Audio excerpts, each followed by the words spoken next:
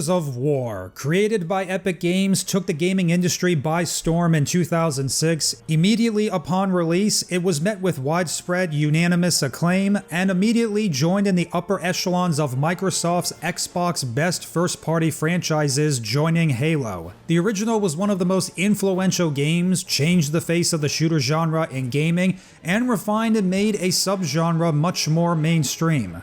But more than that, the games invested a great deal of thought and energy into its central characters, with strong, compelling environmental storytelling married to its combat design, while rewarding cleverness and tactical thinking, allowing players to work through challenging sections in engaging and rewarding ways. Overall, Gears of War was professional, smart, mature, violent, terrifying, dynamic, machismo, heart, and humor that will leave you in stitches.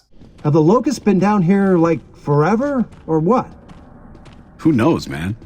This one guy in BASIC, he thought they were from Ricea or one of the moons, and that they feed on emulsion. Hey, Marcus, you ever seen them eating emulsion? They can eat shit and die for all I care. In 2014, the franchise was sold to Microsoft, which subsequently formed a new studio to make more. A pair of poor quality sequels were squeezed out in 2016 and 2019 that failed to recapture the novelty and magic of the original games, and by 2022, Gears of War was dead. The Coalition Studios' newest creation of Gears of War just came out from the Xbox Game Showcase of the Year for 2024, and it's a 2-minute cinematic revealing not only the title, but also the return of Marcus Phoenix. The trailer is a fight between Marcus Phoenix and a Locust drone with an instrumental of Gary Jules' iconic song Mad World, which was a song that was included in the commercial to the original Gears of War in 2006, a little bit of trivia.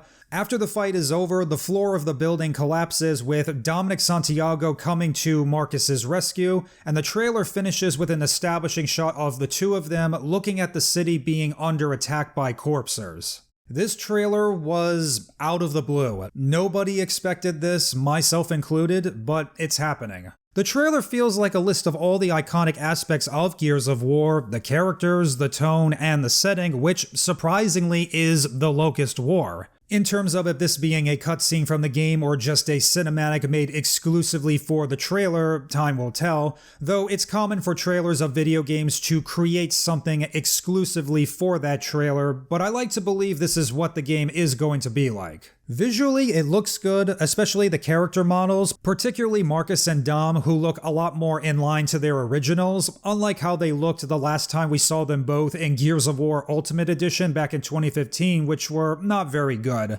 This game is being built on the latest version of the Unreal Engine, UE5, and the technology has definitely come far. As far as the narrative goes, this is going to be a prequel to the original game, reportedly described as telling a story set apart from the Gears of War trilogy, with a modern lens on Marcus Phoenix and Dominic Santiago, as well as a tale of origins. It's set 14 years before the first game and takes place during Emergence Day, hence the title for short. For those of you who are just joining us or new to Gears of War or don't particularly follow the lore very much, Emergence Day, or E-Day, was a full-scale planet-wide assault on the surface of Sera launched by the main principal antagonist of the franchise, the Locust Horde, with the goal of wiping out the human race and the beginning of the Locust War. All around, this sounds and looks good, but the question I have here is why? What do you really think you could add to a story and characters that ended? More important, what exactly are we expecting fans and players alike to get out of this game? Not to mention, following this announcement and reveal, the Coalition Studio presumably has plans to make another or more about their Gears world, which truthfully, they should abandon. If this game is well received and sells better than the current terrible Gears titles, then probably Microsoft would say, hey, this outperformed your previous two, you should go back to making real Gears of War games. And unsurprisingly, the response among fans is universally positive. This is the Gears of War we remember, and the fact that this 2 minutes of Marcus Phoenix fighting a Locust drone with Dominic Santiago coming to his aid resonates more with fans than 20 hours of the Gears sequels tells you everything you need to know about the success of Gears of War at this point. From the beginning, the Coalition Studio wanted to tell something they wanted to tell different than what the fans and paying customers want. It was a mess, delivering products, particularly their last one, which did nothing more than degrade the Gears of War brand. Whoever decided to reboot, going back to basics, including the same characters from the original games, specifically Marcus Phoenix, was a wise decision. I can only imagine the extent of the fan backlash or losses if this was instead another sequel to Gears, which I'm sure plenty of folks, myself included, were expecting. Or a remastered compilation of the Gears of War trilogy, which would be awesome. Hey Microsoft, you want to make some money?